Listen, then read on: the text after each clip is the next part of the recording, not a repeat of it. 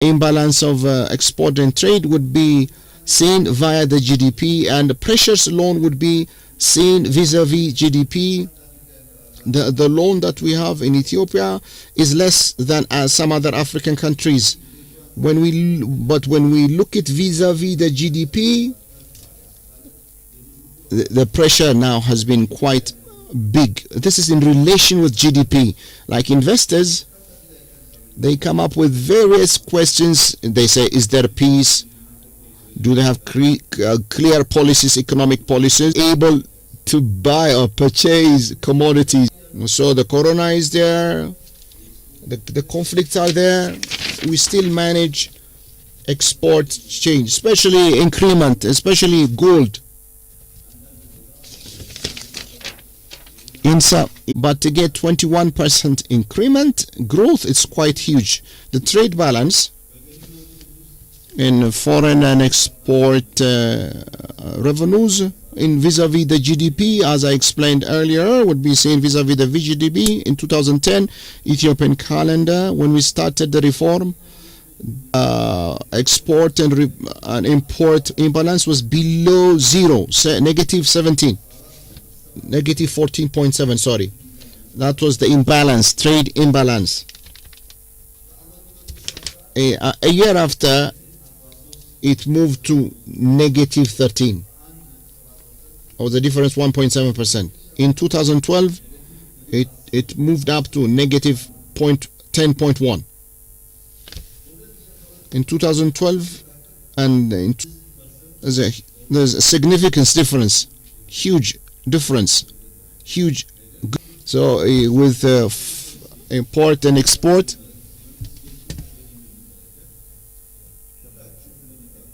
as you all know, and as I have mentioned repeatedly, Ethiopia's revenue is very low, depending on what it should receive. But the reform agenda, according to our plan, if we look at the transformation, we can see the change. In 2010, it was 176 billion was revenue. In 2011 to bank year, the year after, we have made few adjustments and we have received 20 billion revenue and 196 point something billions were received in 2011. There is a 20 billion difference between the 2 years. In 2012, more than 30 billion increase was registered and 228.9 billion was a revenue. The first year 20, the second year 30, just 8 months only, we have received 191 billion birr. This means in 2010 the entire year were 176 billion. In 2013, after 3 years, in just 8 months 191 was received the entire year. Now it's 191. There's only 1 year's difference, and there is 5 billion birr difference in between. In 2011, 196 was the revenue, and in 2013, in just 8 months, it's 195, and there is only 5 billion difference. This figure, anyone that has affiliation with economics can read the numbers. And this is what we based on for the 10 years perspective plan. We could change it, we could amend it. And because the 2010 budget was 197 billion, and 197 billion but was divided on the projects. In 2011, 101 billion was the capital expenditure. It increased. A year after, last year, it was 124 billion. This year we have 160 billion registered. The revenue and the capital expenditure are both increasing, and when that happens, those projects that has been stopped will also be answered. We'll have more room to address them. Ethiopia, if it can get 50 billion, 100 billion birr to inject into the economy, we could reverse the entire thing.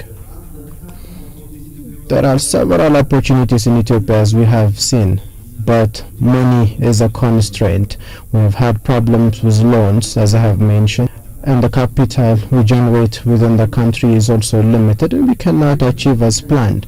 But in the past 3 years, as it can be, in 2013, in only 3 years, it's 59 billion birr, which is double. That's why we're solving the problems with road networks in different parts. When we solve road problems, and it gives that opportunity. In the past 3 years only, we have doubled it. Health sector, in 2010 it was 8 billion. Now it's 16 billion birr. It's double. If we look at education, in university and elementary enrollment schools, there were problems of quality of education, but there were wide investments, structural infrastructure, quality of educations were the problem, and wide works were undertaken in education reform. But we have a big problem in high schools. High schools, around 200 high schools in regions by individuals, by NGOs. Through the contribution of all this, we will be building more than 200 high schools. They'll be completed as well. This will decrease the concentration and can bring about growth, and will address the issue of developing human capital. In relation to capital expenditure, schools, road, health facilities, universities, and so on, the investment came from addressing issues, problems in terms of good governance, corruption, and fighting and addressing them, though we have a lot to do in that regard.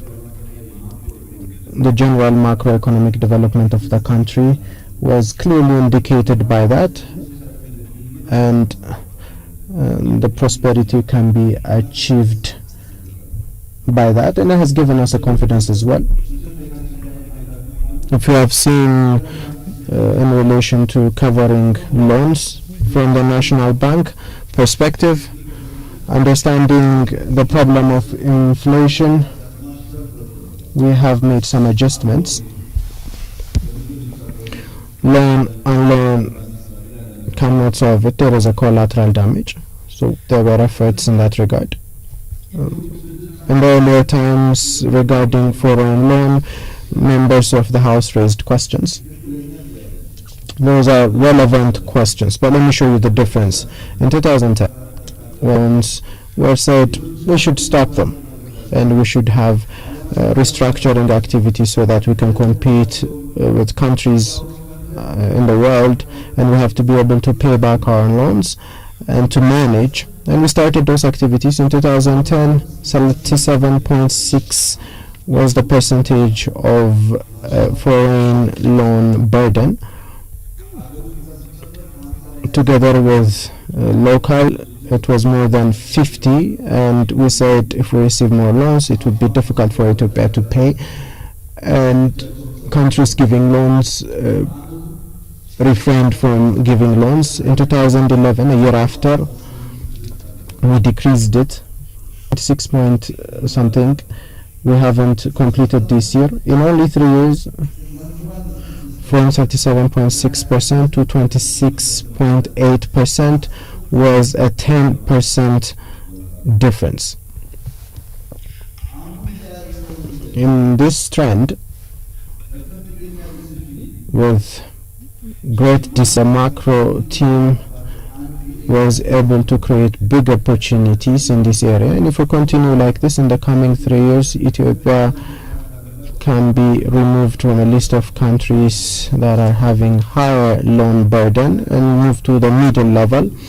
And together with us in international, you cannot take more loans, and now they're saying you have decreased the number, you can take more loans. If you continue like this, you will also register great results. That's the confidence they have. These are the points of prosperity to decrease. If we can be able to decrease 10 in the past 3 years, we can achieve more in the coming years. That's why we put it in the 10 years perspective plan. In terms of monetary policy, the distribution of money has increased by 15%, by around 15%. Is by 38.4%. I'll explain this in detail later. Moreover, contraband cash transactions were enormous, and by changing the note of Ethiopia, increase cash transactions, we were able to increase saving, we were able to increase revenue. Though there is much to do in contraband, there are also changes and improvements. And citizens open bank accounts. 6.2 million people do have some 100% of their population is saving accounts. It's not a system. It's not on accounts, by the way. 98 billion birr was deposited, saved. We have saved more 100 billion birr. Because of births, we have registered wider results, which we have seen. The number of people who open bank accounts and this money that was deposited, if we look at that alone, in the banks rather than keeping cash in their households, we have registered great results in that regard. Let's relate this directly to bank savings. What brought about bank savings? To bank savings. The financial sector, the health in us, it gives us a chance to look at the health of the financial sector. It's very important. In 2010, Ethiopian banks in general received 730 billion birr. Any foreign person, any foreign institution, when measuring the transaction in Ethiopia, they will understand that 230 billion birr is the maximum. In 2011, we registered 899 billion birr as deposit. Last year, when I gave you the report, I told you that we reached 1 trillion for the first time. 1.04 trillion was last year. In only 6 months this year, we have reached 1.2 trillion. 200 billion more is deposited in the banks. This is a tremendous growth. Banks know this. In only 3 years, from 730 billion birr to 1.2 trillion is big in terms of giving loans, in terms of investment.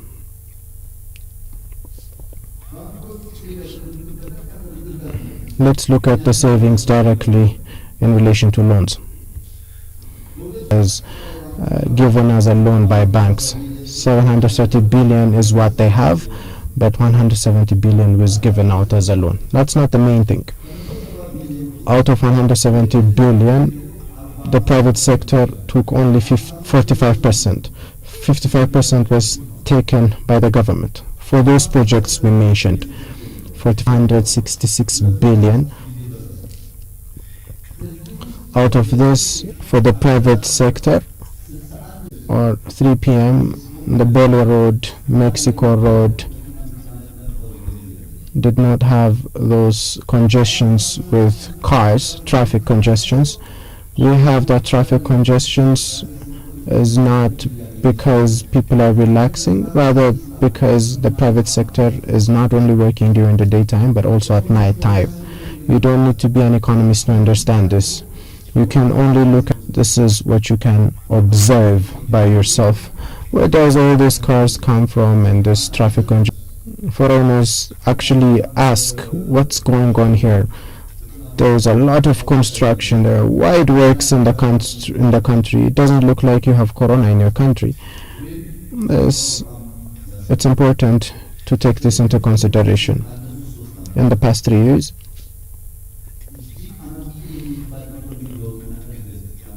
we have been able to register impressive economic change.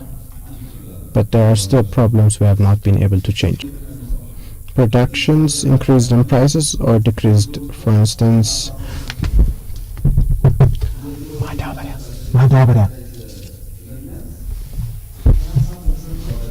there is a 30% increase in fertilizers, and our demand has increased in millions as well.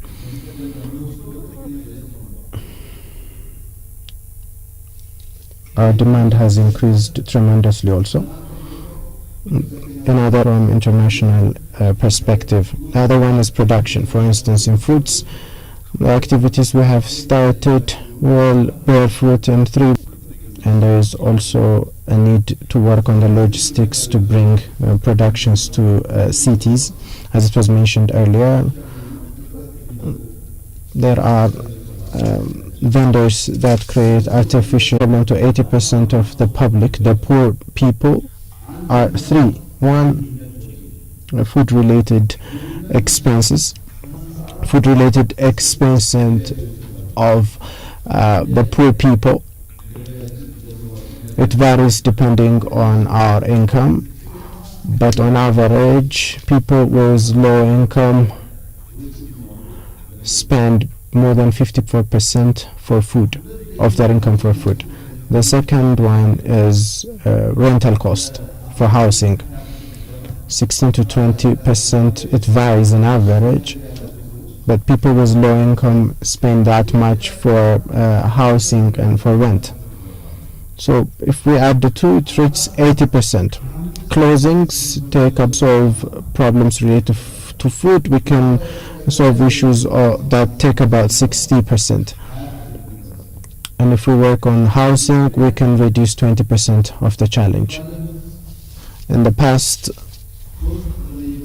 3, specifically 2 years, you can see the works that has been in relation to food empty, and we have added more lands for 300,000 hectares were planned for agricultural activities. More than 170,000 is ready for plowing before summer. Tigray, we are feeding those people, and also in Benishangul, we are feeding people. This could have created a lot of problem if our wheat production did not come into fruition during this summer. This helped us to face the sudden counted millions of it. It's growing. It's not producing fruit that much yet. It will do that when a full production comes to bring lots of foreign currency through exports. We've started it. It's pending, as you all know. In collaboration with private sector, it started working. We tried to decrease the price and increase production. It's not enough. The second bread factory, the machinery is being planted. Soon it would start work, would provide bread, and then would go on to addressing issues of milk and juice going forward.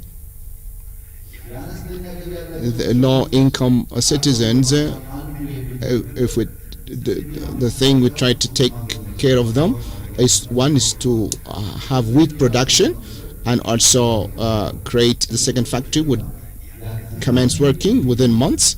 It would be a lot of help. And also the market chain bottlenecks. If we remove that, and if we can bring changes in the market, like there's a lot of wheat problem at the moment. Those with wheat production, they are giving the wheat to the city and all over the country, millions of quintals. This is and distributed. So tangible results have been recorded, but with the amount of problem we're facing, it's quite minimal. As a result, the inflation is heavily hitting low-income countries and also low-income people, and the fiscal policy it's trying to address with we're controlling, taking measures against those. I would continue with that. When we talk of the inflation, stop it because we hope it would be gone. It requires efforts on our parts. As I said repeatedly, our defense forces wants others to participate in it. Up to now, people want to fight using Facebook. They don't want to. In reality, there's a problem.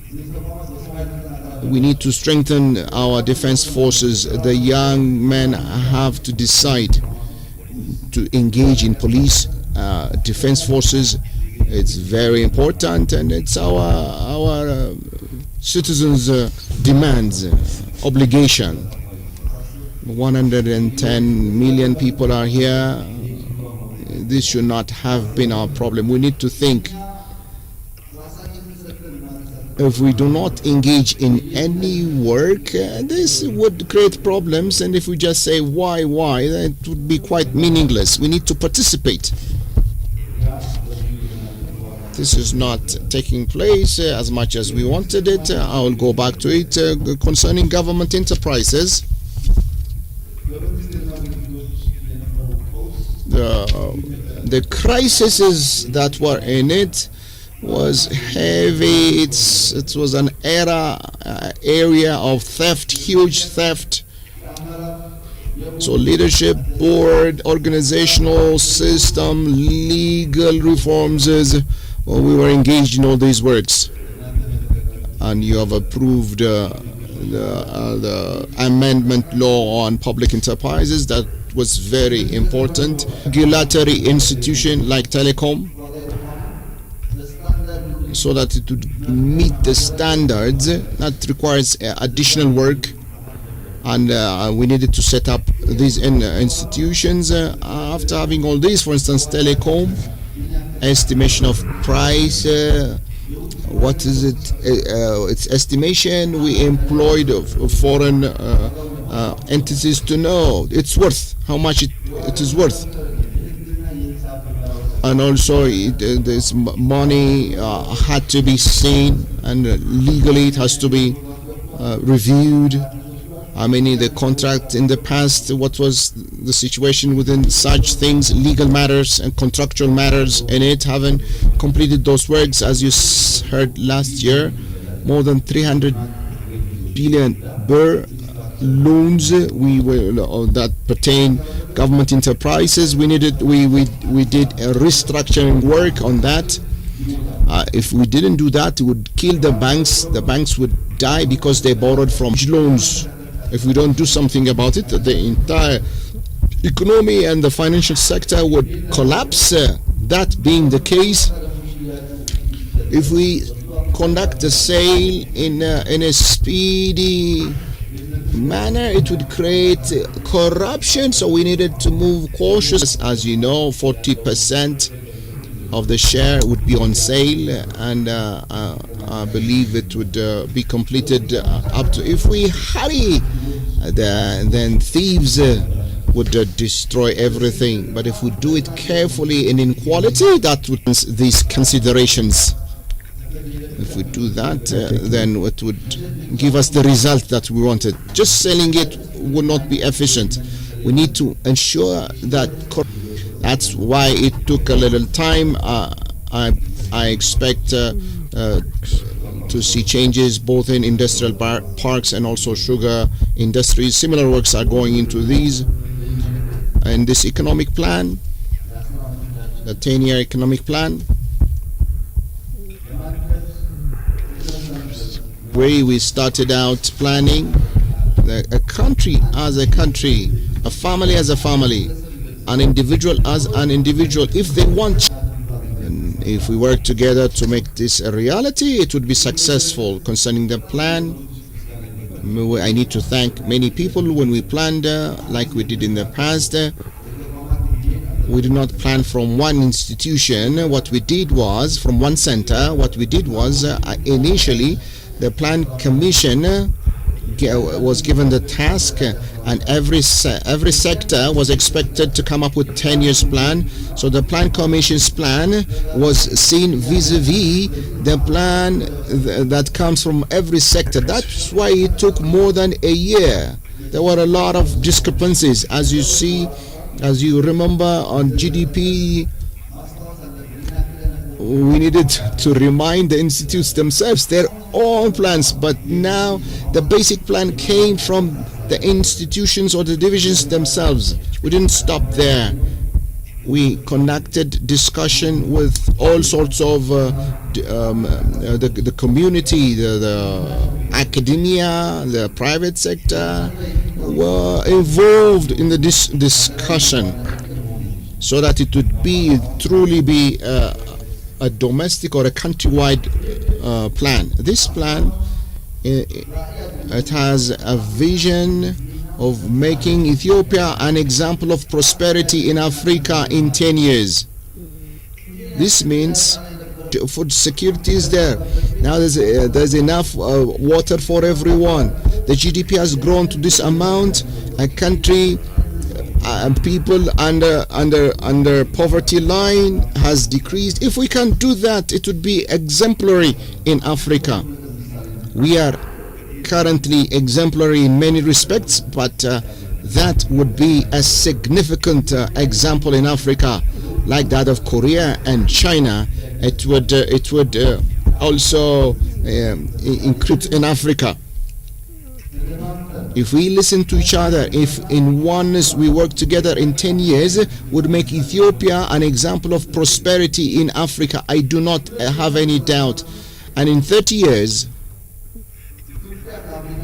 Ethiopia, being more than an example in Africa, would be an example of development, global example of development. This may look too ambitious, but now that I come to know my country, by the way, incident, many do not know Ethiopia. Many think Ethiopia is Addis Ababa and Adama and the cities only. Ethiopia has huge resources and potential, and also environment, topography, and magnificent nature. Addis Ababa dweller thinks Ethiopia is Addis Ababa. Those in Ethiopia holistically, I know it's a problem now, but the history itself is something that would continue to unfold in the future. That's our vision. See, it would become successful. The aim is to create a market-led economy, but not just market-led, but pragmatic economy-led, meaning that a plan that takes into consideration the current economic and other realities in the country. We don't just bring plan from another country, but we draw from good experiences from other countries and make it in line with current situation in the country. One is to strengthen the private sector. In Ethiopia, we want to prosperous investors, because rich people are innovators. They are not afraid of risk and take care of stuff that the government cannot take care of, and section of the economy cannot handle primarily or only by government initiatives. That's why we do our level best to strengthen the private sector. And secondly, to mend macro problems like inflation issues, they need to be addressed, and also foreign currency shortages and sport, increasing our revenues are other points of activities. We need to mend problems in these areas. The imbalance of import and export, if we continue in the path we are in now, and also the shortage of foreign currency by increasing our exports and reducing unnecessary imports, then that would be the way to go. And inflation by bringing more supplies. If you undoubtedly would be successful. Basically, This is a plan that can bring reform and change, and those that participated and helped in this way, especially the technical people, foreigners, and those that work in Plan Commission, and also professionals in various ministerial offices, and also those that contributed in our discussion. I thank you all from the bottom of my heart. In this plan, something that we gave attention to is multiplicity of sectors. We should not focus on a single sector. It would be agriculture, minerals, industry, tourism, ICT.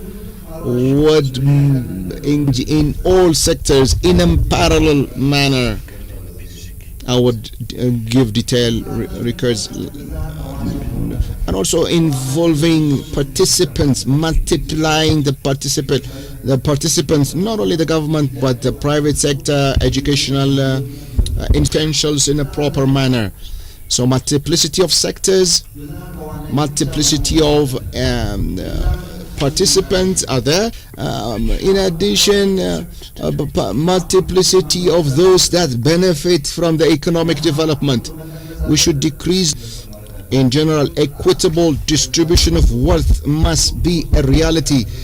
It should not be the case that only a few people benefit from economic development. Concern must take into consideration the current economic situations. We need to reach out to many at the federal system. We need to see and study which water. If we just share everything with no scientific research, we'll just be sharing our poverty. So whatever we do must be based on research.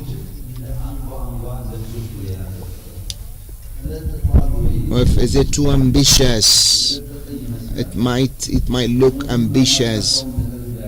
Are we planning something that we'll not be able to implement? These are very good concerns because of our history of planning and implementation.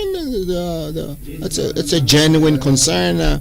It's been raised multi-sector divisions. Just to give you some information, it's not just ambitious. It's even conservative. Let's take agriculture as an example.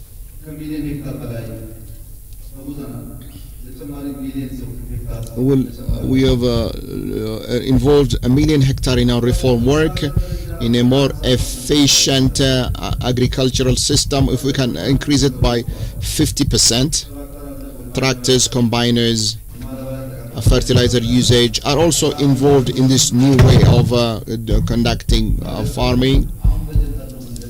If we can increase that and also engage in irrigation and also irrigation and water pumping. And let's consider just TEF. We cannot do away with TEF in Ethiopia. We all need it, as you know. And it's become now more beneficial. But the production of and just the yield is quite small. Per hectare, it's 10-12 quintals. You know the price. For the first time now, those that produced F, we are now giving them machinery. Not only the wheat, but F now is using machinery. It's just beginning, but the machine is now there. Because the F is not known globally, so we don't have a problem when it comes to wheat. But now F, now we have a very modern machine. We're importing it.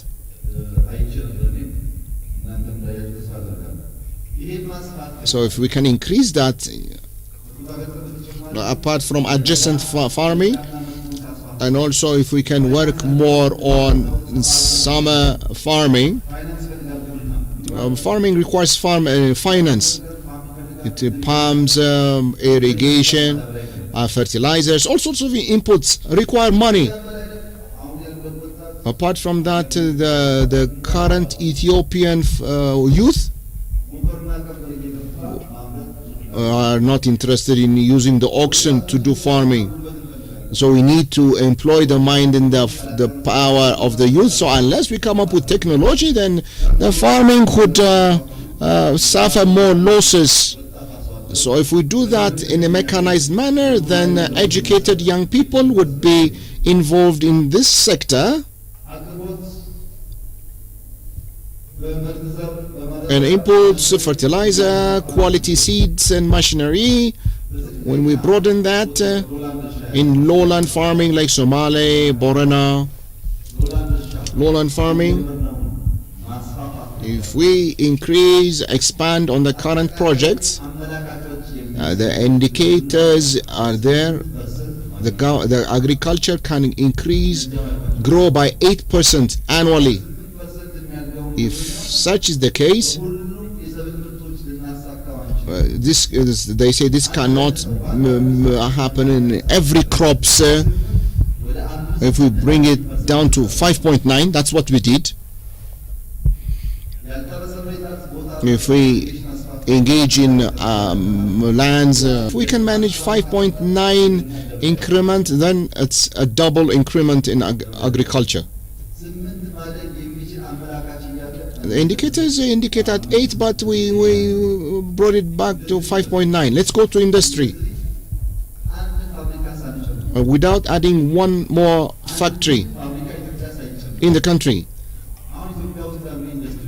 Those factories in Ethiopia, because of loss of energy, loss of spare parts shortages, input shortages, and some bureaucratic hurdles. If we can take care of remove these hurdles, if we give them spare parts, if they produce, at the moment they produce more than less than 50% of the capacity.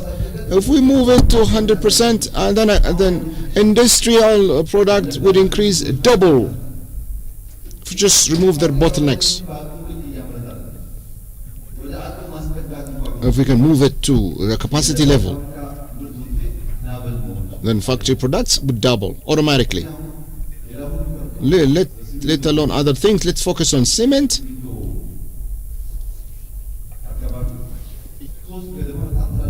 Some 3 huge companies,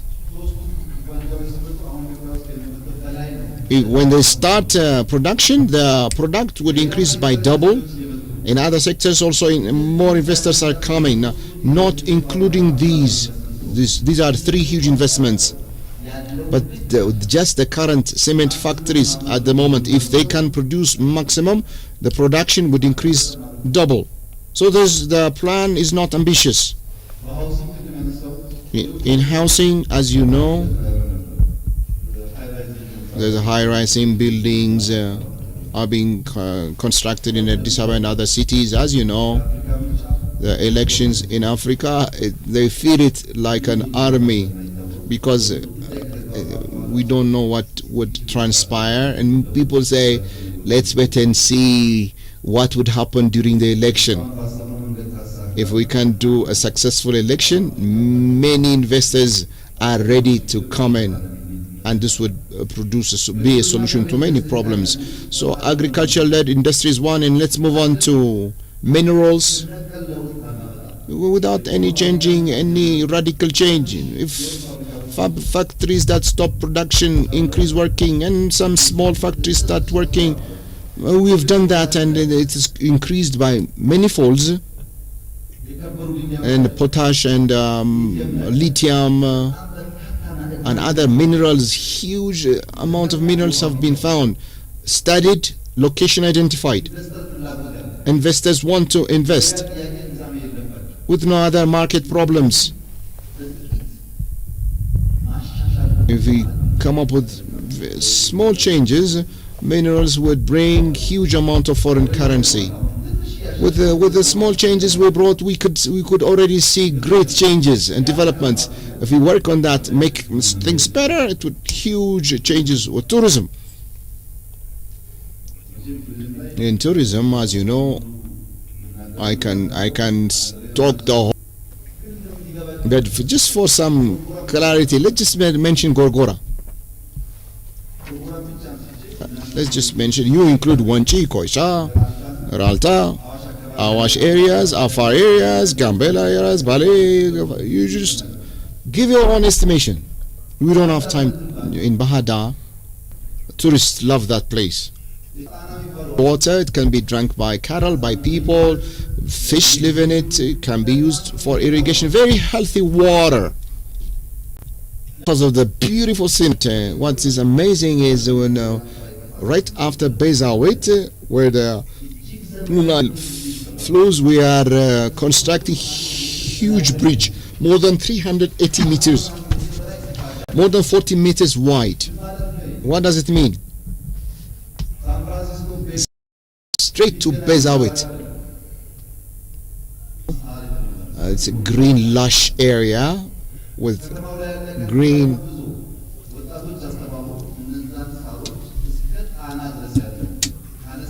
If the mayor can bring the youth together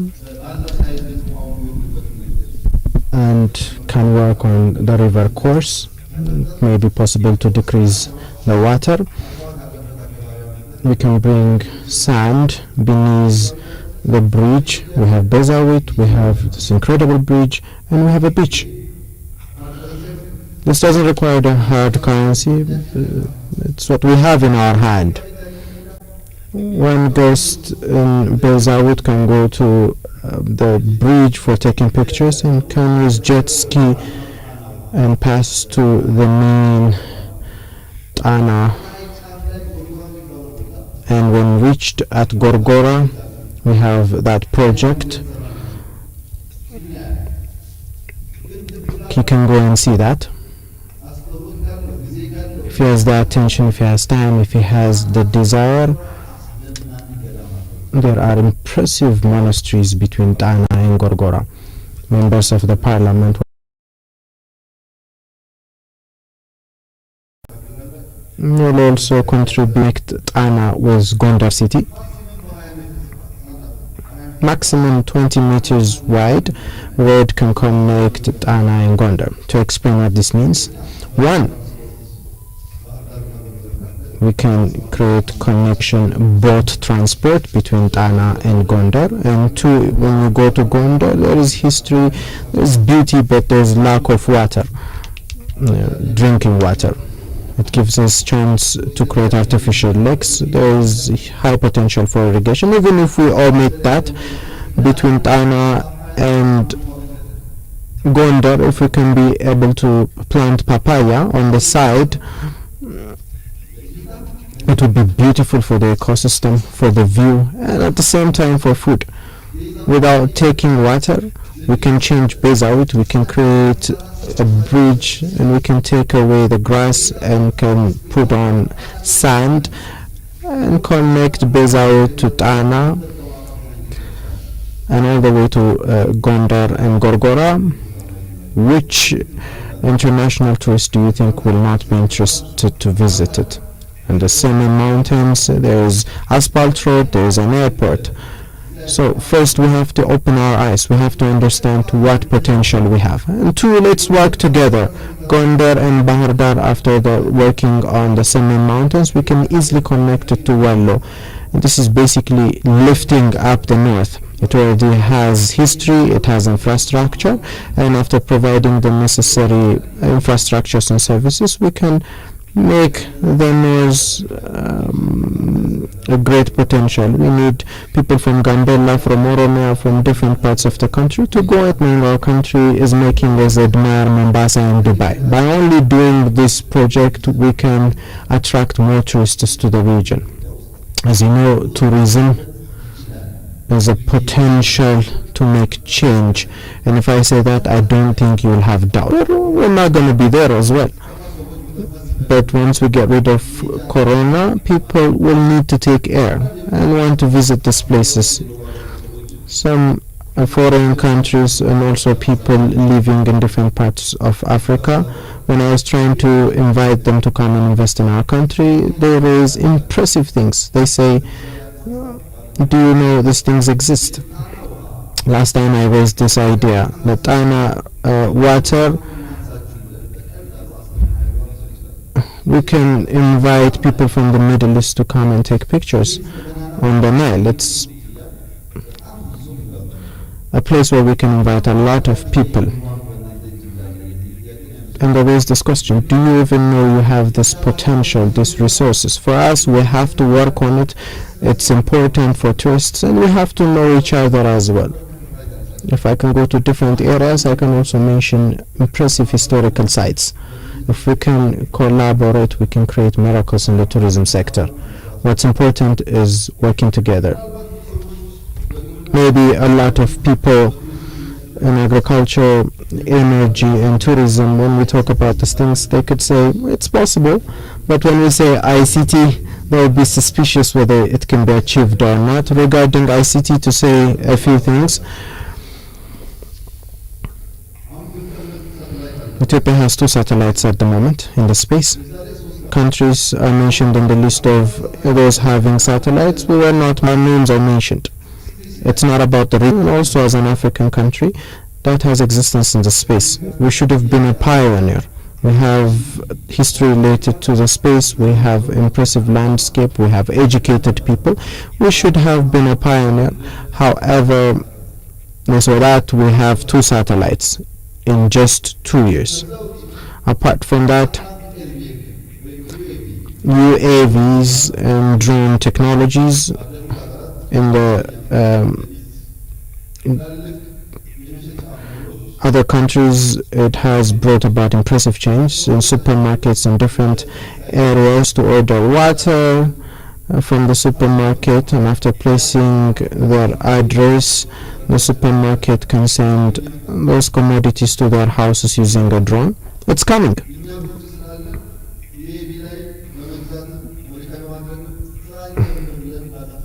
We have said that we have to start working on this, and we have undertaken major works using UAV. We have fought and we won.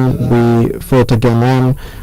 We have been able to drop medicines to areas that are affected by floods when the problems arise. We have that capacity. In relation to war and also development, we've been using this technology. The other one is artificial intelligence. It's been a short time since we started working on AI.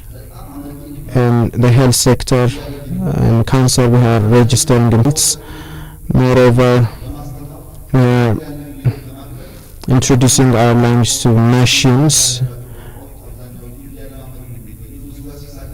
If we become successful in that, we can be able to expand it to all languages as well. If machines start understanding our language, it opens doors to do a lot of work. In recent times, in Addis Ababa, we're trying to use technology to control those areas using AI, and I'll explain that when we complete our task. This is in the globe. Countries are converting clouds into rains. Few countries. I know a little bit about this sector, and it's one of the things I want to bring to our country, to make rains using clouds. This is our work as well. Ethiopia has created this capacity, and in Semenshwa, in Gorjam, the rain we have seen is not natural. It's what we have been able to bring. We have tested this, and it has registered results. It means that Ethiopia can convert clouds to rains. This in Lalibela, Borana, Somali can bring about great results. Rain means food for the cattle. Therefore, in the ICT, when we say there are changes, there are growths, we're not just saying it for the mere reason of saying it, but we're registering results. It's not only making rains from clouds, but we have robots that are working on cancer. As will be one of the few countries that will register impressive results. If we cannot work on technology, tourism will eventually need technology. Culture, as you might have seen, unless we have UAV that fights against locusts, it will be difficult. So technology is important. This result is becoming achievable. And with that, we can hate it. The Indian economy is shooting up not only because of the efforts of the people, but because of the population. They have been able to use the population as a gift. We have to have, and we have use that can be used in different sectors for growth. Several countries hire people, enormous population. If they can work relentlessly, they can bring about irreversible economic development, and I believe we can be able to repeat that. The need for prosperity and the data of the plan and the 3 years report of our work can tell you that it's achievable. Therefore, the plan should be analyzed in these depths. We have to see our works, our initiations, and we use that for the planning. If we work together, we can achieve it. The only solution for Ethiopia is prosperity. We have increasing population, land cannot expand. If we want the economy to grow, we need to have an economy that grows, can feed the people. Otherwise, we'll have gamblers buying people with money and creating chaos in our country. So prosperity is inevitable, and we have to understand that it's a plan that takes this into consideration. And it's very important. We use electricity, of course, and we use it also for different purposes. We use it for transportation, for grinding. We use it.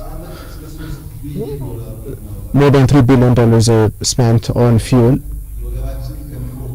It's one of the consumptions or the expenditures that we pay a lot to.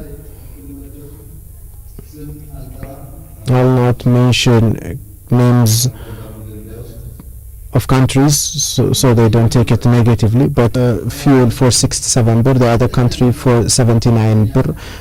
Kenya, the list is 38 birr. In our country, it's 25.6 birr. None of the neighboring countries do have the little price we have. This is from sources, but because the government subsidizes it. In few years, we have subsidized more than 30 billion birr. In this month alone, 3 billion birr was registered as a loan of the government. When we said first for a country, we've been collecting money, but we subsidize that much for fuel. This fuel has a lot of problems. One, from the source to the market, we have logistics problems. As you know, if they can be able to carry oil, it would have been great. We can be able to sell in the country, but since we use trucks, they are sold in Djibouti. Two, the sales infrastructure is not abundant. If you take Addis Ababa, for instance, it's below the standard. The fuel stations do have standards.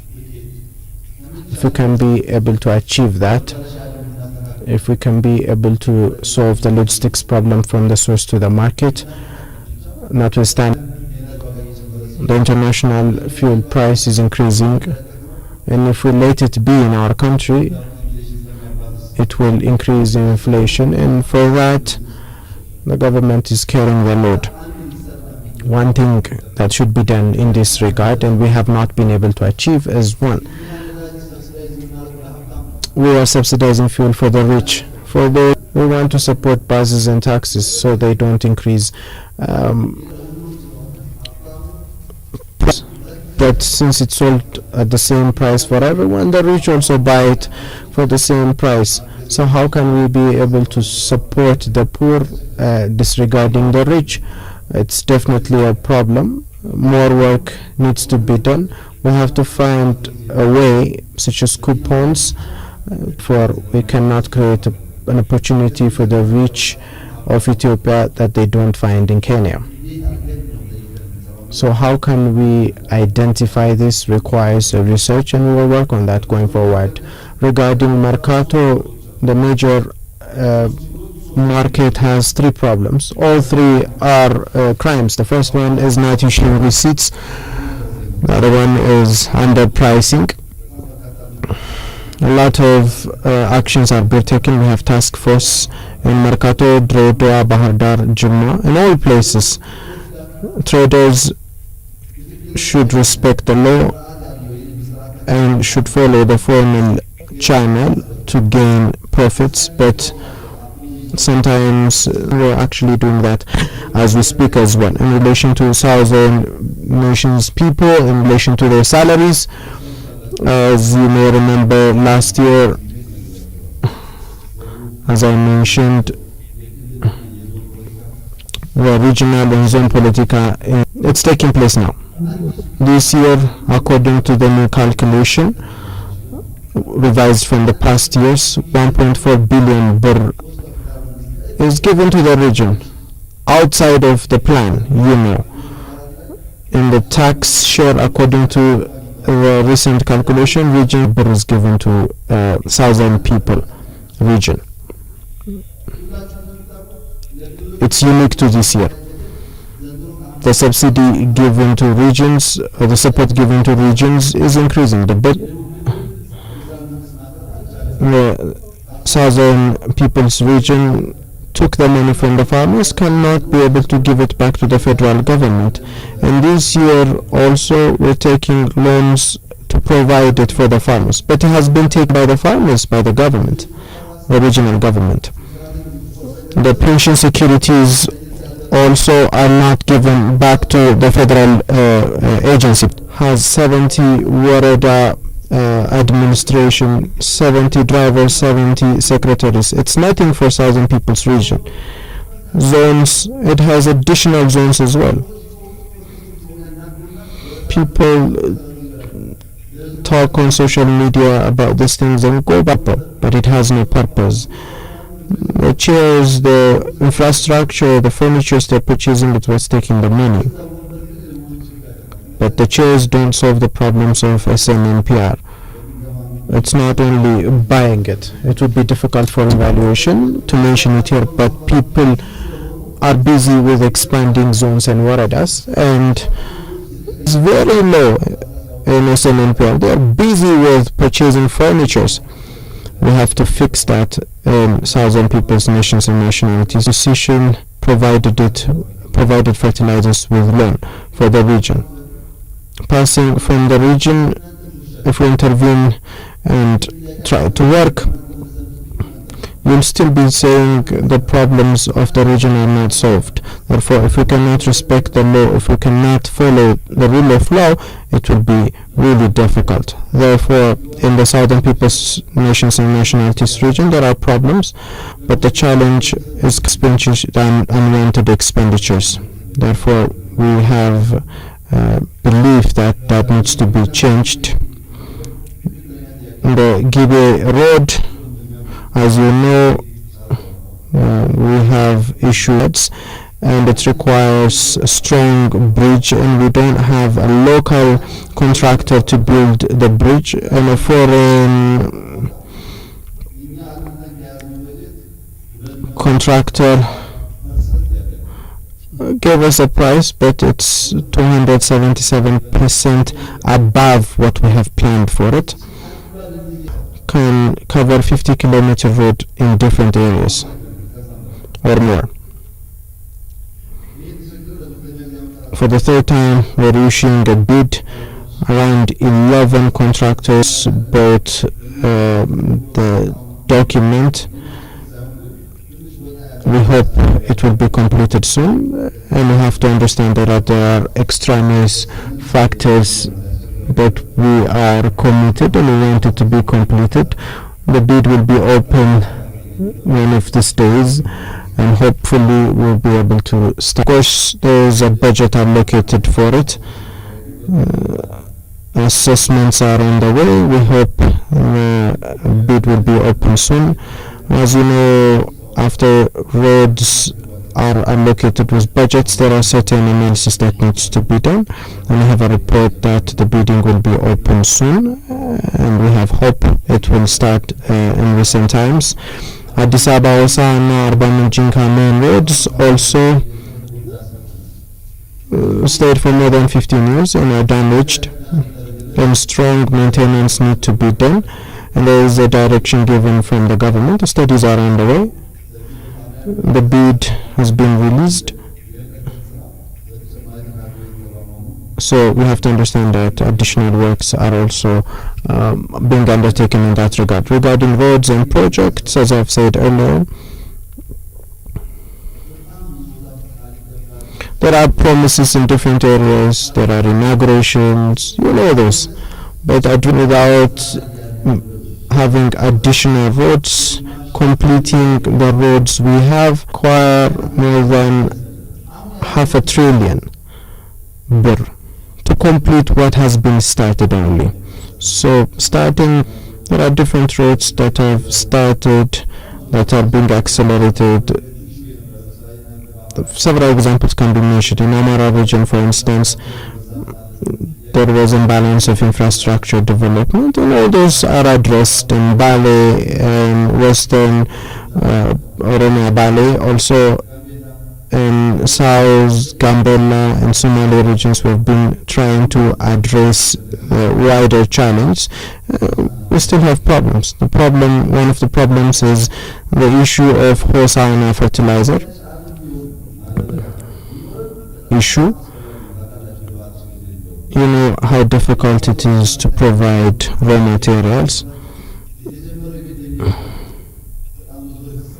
let alone the ones inaugurated, but the ones we started also are halted. In the east, the same is true. The main reason is not because we don't need fertilizers, we don't need the projects. It's only because we don't have the capacity to address what has been promised. One big example, the Renaissance Dam.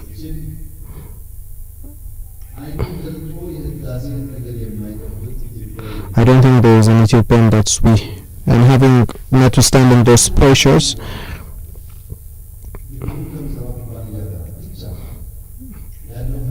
the challenge we're facing with the contractor working on the dam is very difficult. Starting from the reform, we don't have a loan of $1 billion starting from the date of the reform till date on the dam. In the previous times, because of delays, Salini sued us for $1 billion, $40 billion. After so many discussions, arguments, and we agreed on 450 million euros. So we have received more than 20 billion birr that we have not anticipated. We can't leave it. It's the Renaissance Dam. If we prolong the negotiations and disagreement, we will not also be able to achieve the milestones set for every year. And the milestones are directly related to money. I'm talking about Renaissance Dam only, 450 million euros. Where do we get this from? It's not on the budget. Each and every project has challenges or setbacks on the public. The projects require additional money, roads require additional money, regions themselves require additional money on top of the money they have been provided. We don't know where we get the money from. Asking money by itself is not the solution. We need to understand that there needs to be additional source. If we don't work on agriculture, we will have challenges. We have to also complete projects, the main projects we have. It's not only Renaissance. Not only Hedase, but Koisha had also stopped, the sugar issue in connection We have attempted to begin major projects. What the people need to understand is because something has started in the past government by the past administration, but we will engage in economically beneficial projects and see that it is completed. So we need to understand the scope of the problem. Lastly, Mugaida Energy Dam project. It's a very good project. It's been promised. Exim Bank, China Exim Bank, was a loan agreement with this bank. The project started. Now, because of many challenges at the moment, this water being part of the Blue Nile, Exim Banks held the loan. That's why the project stopped. For instance, Chirajima Road was a promise by Japan government to give loans, and the people were happy.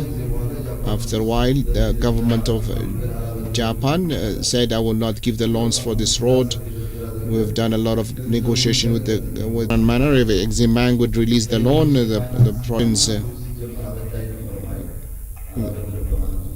That's the root of the problem. In general, implementation of projects in tourism, agriculture, ICT, going forward, we cannot address all issues in 1 year. So it's true, if we continue this path, our vision would come to fruition. The 10-year plan has and being prepared for the past 2 years. It's believed that us into prosperity in this country. Thank you. Thank you, Excellency the Prime Minister. The second round of questions, political and administrative issues would be raised.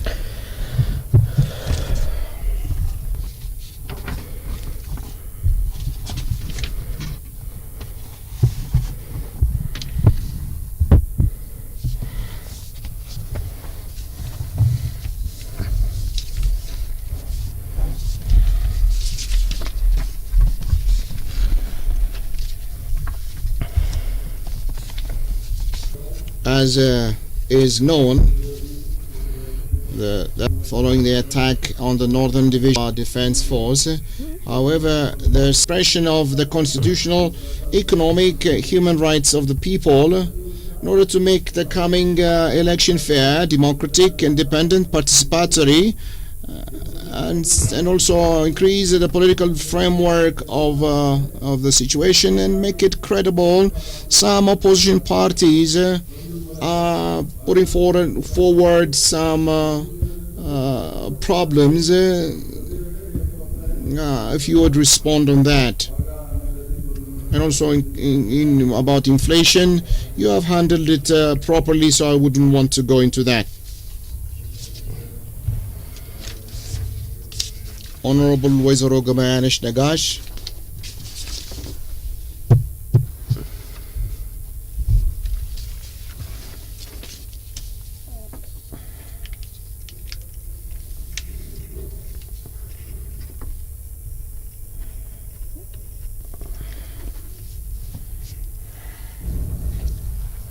Thank you, Honorable Speaker. I want to thank also His Excellency Prime Minister Dr. Abiy Ahmed for being here.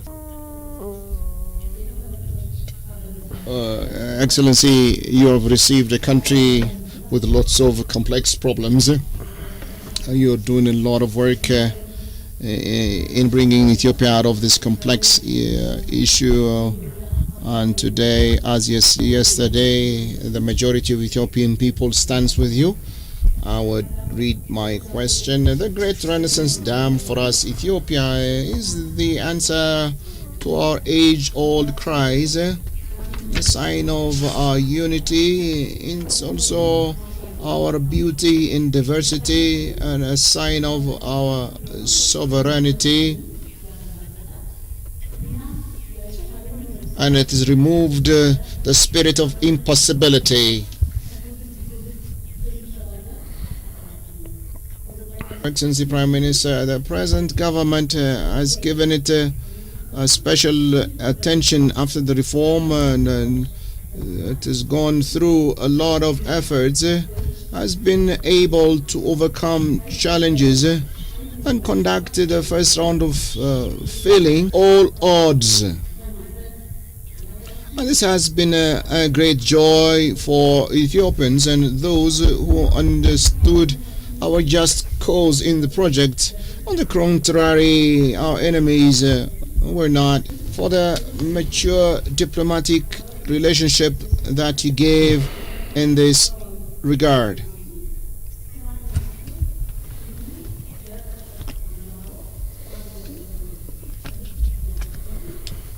It is noted that the project faces all sorts of challenges and conspiracies, and it's a work that reeks funding, patience and commitment resolution. Among one of the challenges is from the inception the conspiracy of Sudan and Egypt, more so unilaterally and bilaterally. They have assigned huge funds to buy some local traitors to disrupt our peace in our country in order to stop us from pursuing the project. Moreover, recently Egypt and Sudan, claiming common security threat, have openly signed a military agreement in the city of Cairo. Your Excellency, they are refusing to come to the negotiation table. Initially, they are working day and night to distort the reputation of the country in the international community. They went into the extent of employing lobbyists with huge money. What is being done in Ethiopia, and also international NGOs and prominent people, so that they will not be affected by false information, and that they would get true information on the current reality of the country. Moreover, what is being done so that our ambassadors internationally, our diplomats, and other members of the Ethiopian country-loving diaspora members, that they would get the proper up-to-date information that they would use in their efforts in this regard. And lastly, Your Excellency, it is known that this year the second round filling of the Great Renaissance Dam would be conducted.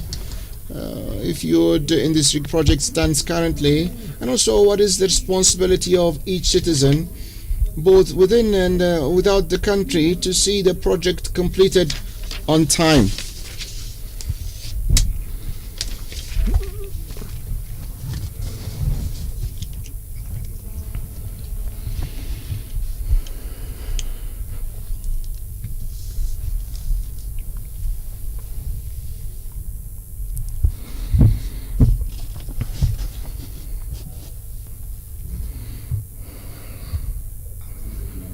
Thank you, Honorable Speaker and Honorable Prime Minister, for coming here to respond to the questions of that. After the completion of the law enforcement campaign in Tigray, several comments have been given regarding the politics and the support situation, and they have been has been followed by several comments. Recently, Amnesty International has released a report received from partisan sources, and notwithstanding the need to verify and correct the truth, I ask: 1. What does the current political and support situation in Tigray look like? 2. What is being done to further explain the reality on the ground, both to the people of our country? Development plan, following the legal procedures and fighting illegal activities is important. For this, the government has been providing foreign currency for consumer goods and also to control inflation and to make the distribution fair.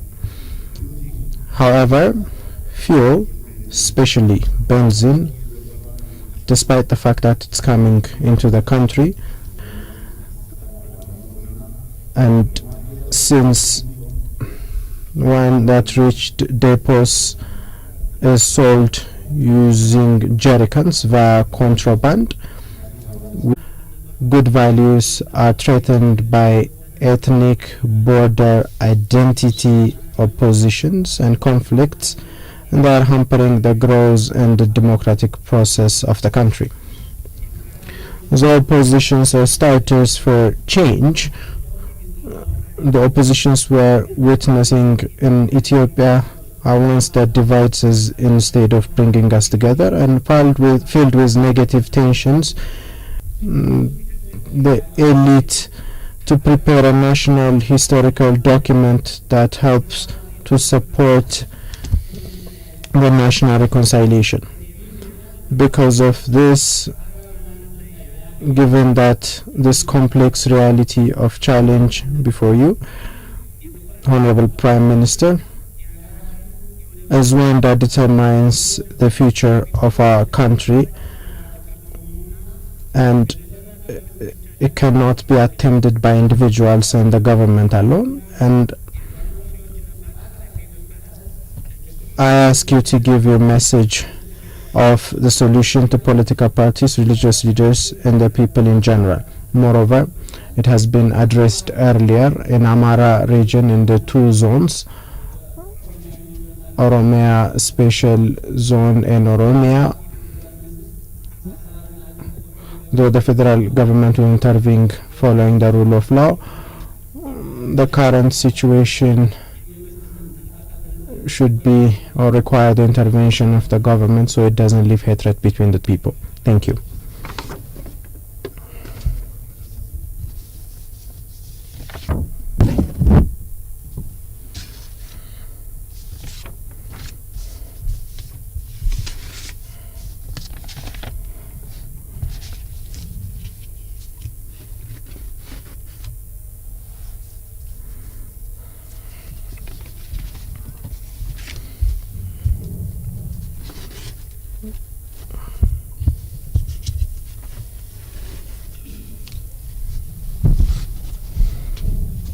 Thank you, Honorable Speaker. I also thank Honorable Prime Minister. Having said this,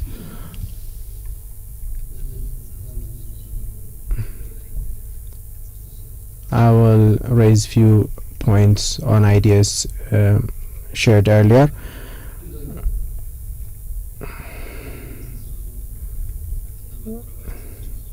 In Oromia and Samin Shwa zones, Oneg Shini group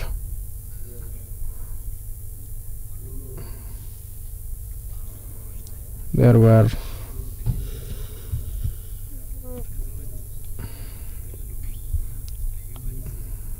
actions by the special force on the farmers, on the people, on the elders, and the masjid imam also in hospital as well, by only because of their identity.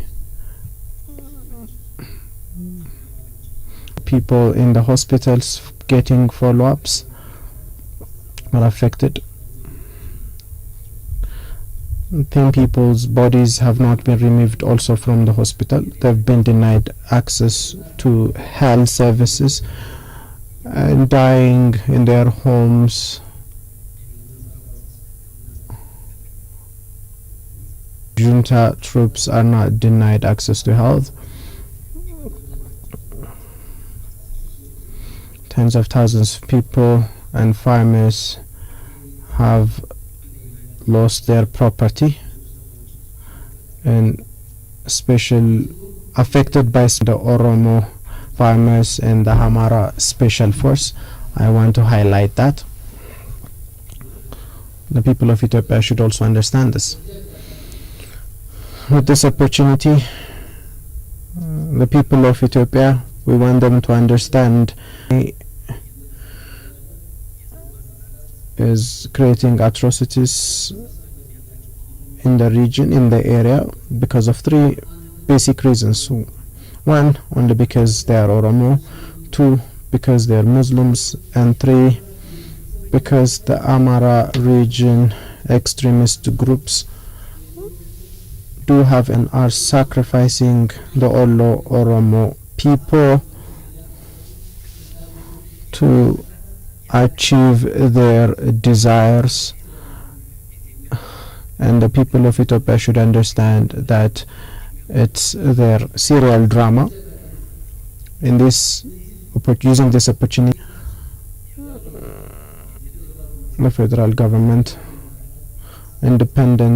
should send independent groups to evaluate the problem. There are groups that say they will repeat the history of their fathers. The brigade, I don't know what they are going to repeat, but we can see their activities. Neutral forces and the police should enter into the city in this regard. The media campaigns, activists, we don't have those. But it's impossible to take the truth away from us. The federal government should reach for these people. One other thing I want to mention is that, if I could cite an example, lives as away from them. I'm not exaggerating, and I think the federal force should stand next to them. Having said that, I'll raise related questions. Many agree with it. I have enormous respect for the security structure, for sacrificing lives in the law enforcement activity, and to whom the people owes to for sacrificing to protect the country and its constitution. However, in respect to the security structure, the mission of the special force or the other security structure is safeguarding. Notwithstanding this, the special forces are observed to have been protectors of ethnicity above their region, which became a problem. Complaints and suspicions are growing in this regard. Therefore, Honorable Prime Minister, do you believe the special force structure has constitutional basis? The special force structure that above region is ordered to ethnicity, how is it evaluated in terms of the sacrifices it made us pay in Tigray region? And what's being done to stop this error from spreading in other regions?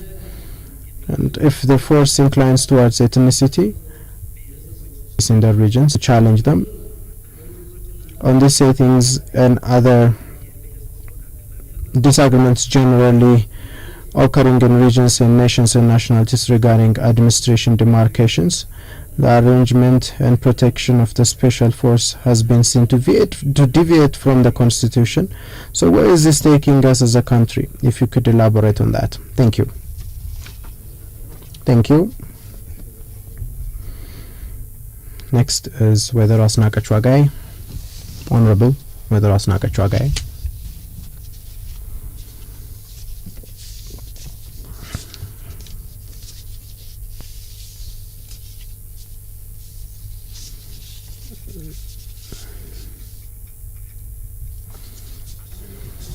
Thank you, Honorable Speaker. Thank you, Honorable Prime Minister.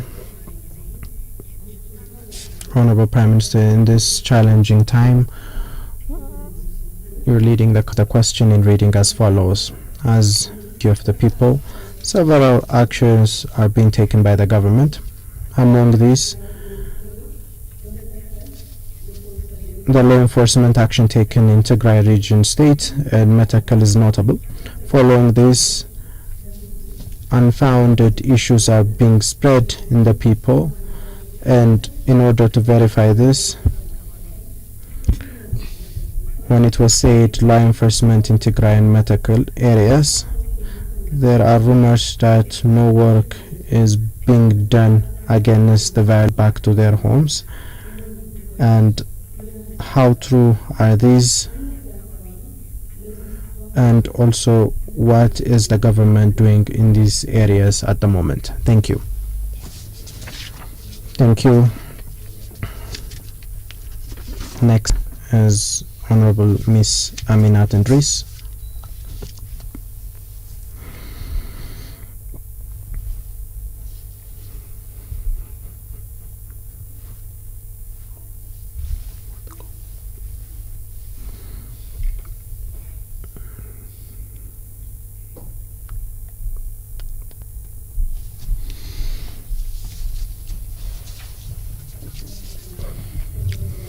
Thank you, Honorable Speaker, Honorable Prime Minister Dr. Abiy Ahmed. Thank you for coming here with us to respond to our questions, and I will present my questions as follows. In the current 10 years perspective, though guaranteeing the peace of the people is set as a priority of the government, in several areas, groups that the change acted upon are taking actions that puts the peace of the people in threat and not to work in a stable zone Bati Warada and in Afar region, Adar Warada. The question of demarcations are made, but for the groups that the change acted upon, it's known that they're trying to obtain economic gain by causing conflict in the community that has loved and lived together for a long time. Because of this problem creators, the lives of the people are being lost every day, and an enormous loss of property has faced farmers' lands where more than 3.5 million birr has been invested on. Many villages and large number of people are displaced, and there has not been election in one of the election posts in 2007 due to peace, and now election board has been sent to this post, the Burqa election post. The Prime Minister, what is being done to bring the people to come together to hold a meeting to bring sustainable peace and to solve the democratic problems in the first period? North Shawa and Oromia zones, there are conflicts, and following that, bring about amicable solution was great. Few forces are trying to kill people coming out of masjids or mosques, and political parties and other parties are trying to label it on annexionary, and they're trying to create conflict between the people. The urban leaders like Christian Tadela are saying that no Oromo should live in the region, and they're saying unless we clear them, it will be difficult for our existence. Therefore, the regional and federal government, how is it following that, and what's being done to bring about sustainable solution to stop the Amara Liu force to make them go out of our region, and for the federal government to lead the area? The Amara region press releases and the media releases are not balanced, and they're saying when Amara media should be informed that they should release balanced information or reports. Otherwise, the federal government special peace force should lead, and our people should follow those directions so that they can and Oromo people loved and live together, and the people should be allowed to protect their own peace.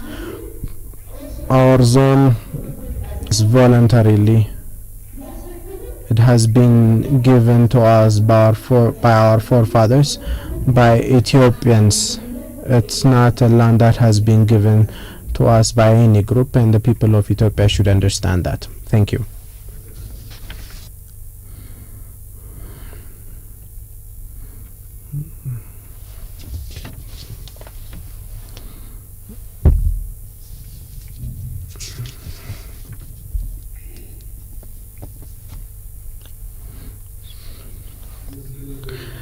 Thank you, Honorable Speaker of the House,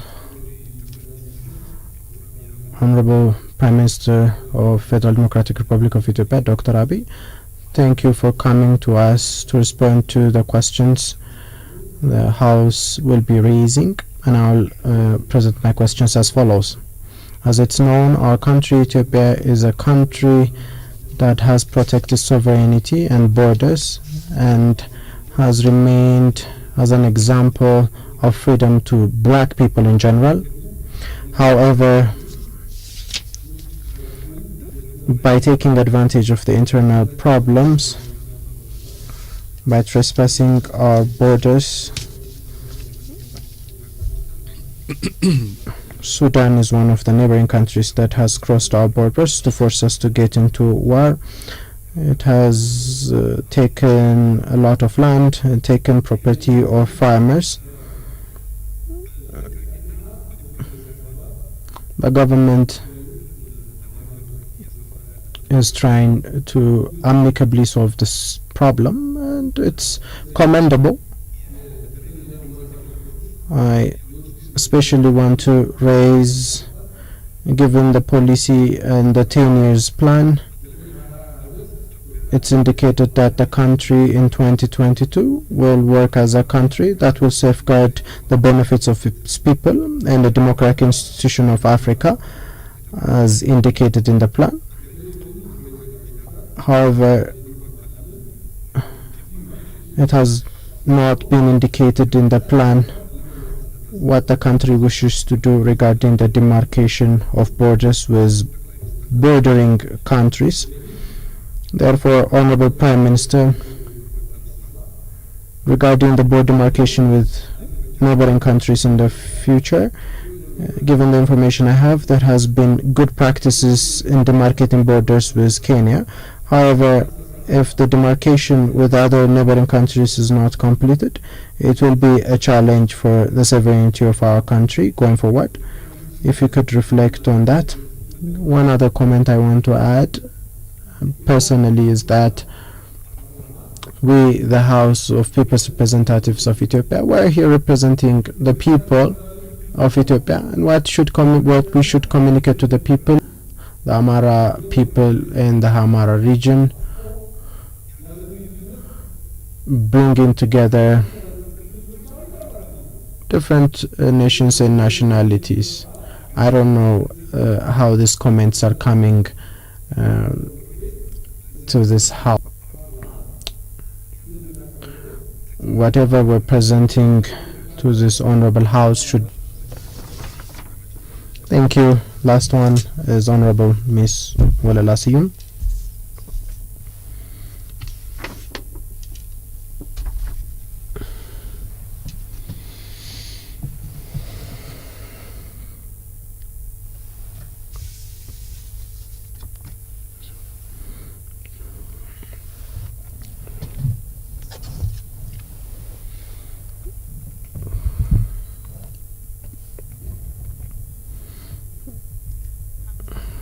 Thank you.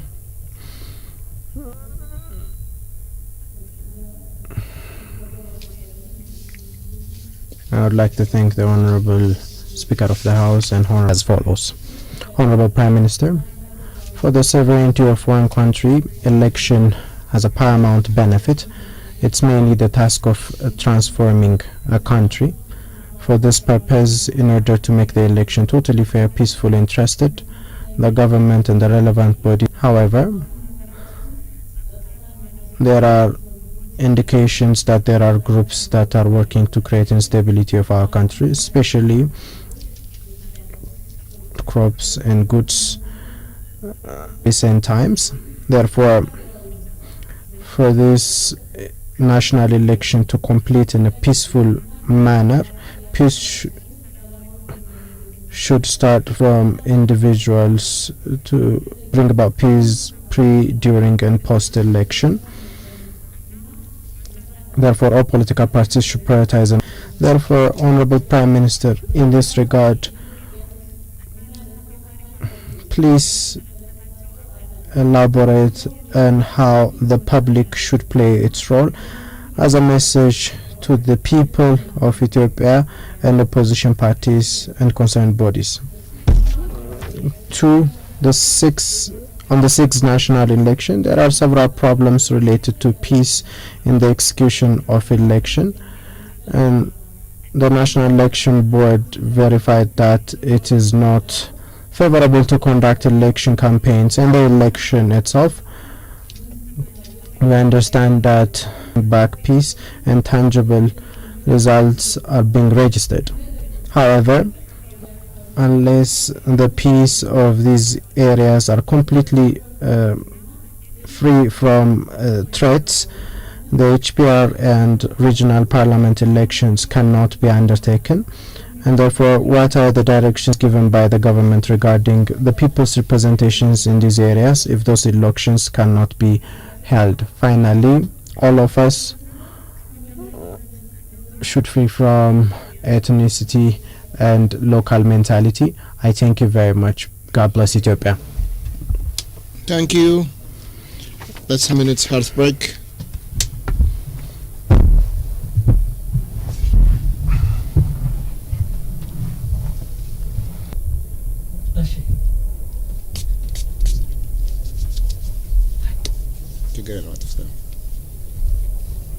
ይኸው በቃ ሰላም ነው። እሺ እናንተ ከከፍት